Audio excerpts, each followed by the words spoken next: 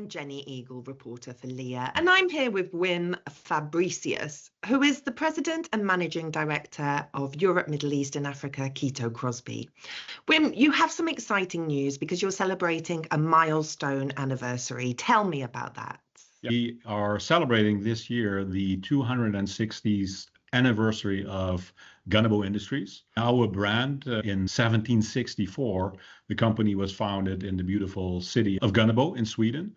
And we are celebrating that this year with quite some activities in and around the site where everything began back in the day. And I believe you had an open day for it. Tell me about that. Yes, absolutely. So we organized for family and friends, for every employee in Gunnebo, but also our other sites in Sweden that are the result, let's say, of the initial founding of Gunnebo Industries in 1764. And so, family and friends of all our employees were invited to come look at the site, at our processes, and have just a fun day celebrating and recognizing the legacy that their, in some cases, even forefathers laid ground on in Gunnebo in Sweden. Yes, that's fantastic. Multiple generations of families work there. Absolutely, yes. So it's difficult to really connect it all the way back to the beginnings because, like I said, it's in 260 years ago.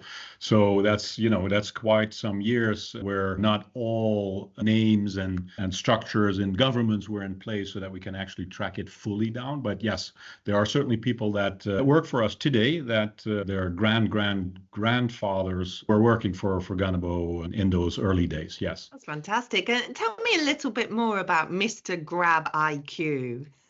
Yeah, so Lars Fredriksson is the inventor of GrabiQ. He's still involved in the business, although he has retired for quite some years now. But he indeed invented GrabiQ, and that was launched around the 2000s, so in the year 2000.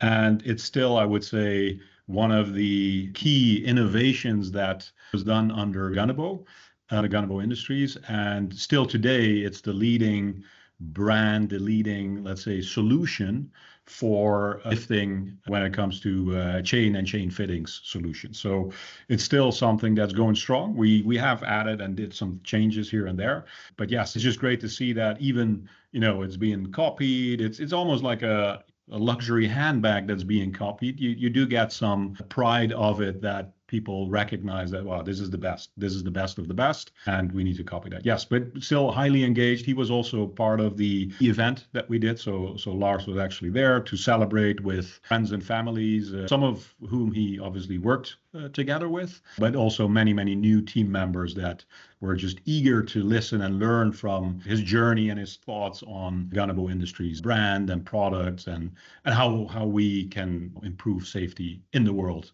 holistically. The industry is changing at such a rapid pace. Where do you see the next 10 years moving towards? Yeah, I think this probably, like, to understand the future, I think you need to understand the past, right? So, a bit of history there on the Gunnebo brand, particularly because that's where the 260 years anniversary comes from.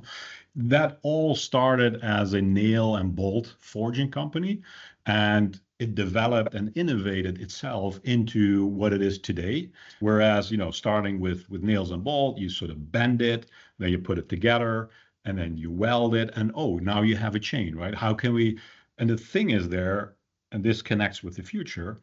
First, you bend a nail, you put another nail in it, and that's a chain. If you weld it, the connection becomes stronger and therefore safer. And so that's sort of the philosophy that is throughout the history, and we're bringing that to the future. So the future in our mind is about safety holistically. One, of course, for the people that use the product, but also the people that make the product, which is our employees and the plants. And then secondly, and it's more maybe philosophical in nature, is that we want to make sure that it's like a safe world, and therefore we do care a lot about sustainability. And so that, I think, if you think about the future and how we sort of with our company, with our brands, can contribute to a safer world, it's, for one, it's the materials, the product that we make. but also, let's say, leaving behind a world that is safer for our kids, for our grandkids, and so forth. And that's where also, let's say, a sustainability view comes in play, where I would say, care more and more. We always cared about it, but I think it's more on the forefront now, and we can actually do things that contribute to that. For example, in Sweden, our energy is completely CO2 neutral. So there's a lot of things that we're doing on that front. And I think that's where we're going to progress on a little bit further in the future. And are there any highlights of 2024 that particularly come to mind? I would say less related to Gunnebo Industries as a whole, but I think if you look at our company as it is today, so Kito Crosby today has evolved from what it was, let's say, 5-10 years ago, and also from what it was 5 years ago when Gunnebo Industries joined as a brand, as a company in our group. And today, I would say the highlight is really that we've been able to bring together all these great brands that project quality and safety into the market under one roof, meaning Kito Crosby. And I think that really is the highlight, that we've been able to bring these brands together as a whole under one, I would say, flag that really waves safety as the number one priority. So I would say that that's really the highlight, certainly for the region here in EMEA. And can we expect any news for 2025? Oh yes, yeah. We've been developing products, business processes, and so forth. So I would say for 2025, we're obviously going to be working very closely with our most latest acquisition, EPOS, to also bring that under the same logic and structure that we have been able to put in place with Kito Crosby as a full business unit, and ultimately that just brings more and more value to all our customers, our channel partners, end users. They know that there's a company behind that they can trust for not just the short-term day-to-day activity, but also for the long-term investment in our and their future, for just making this lifting and securement market a safer place, one step at a time. And how will you be celebrating Christmas with your employees? A great question, because as you may know, we have just recently merged with Kito. I mean, recently in terms of how these structures and these processes work.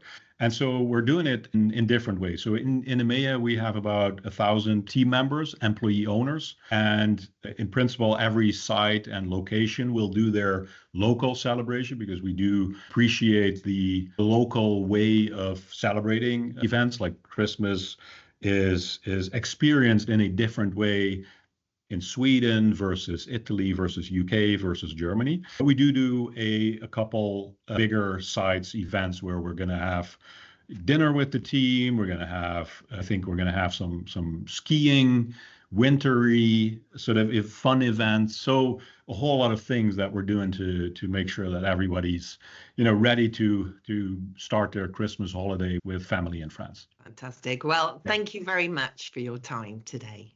Absolutely. It was my pleasure, Jennifer. Thank you.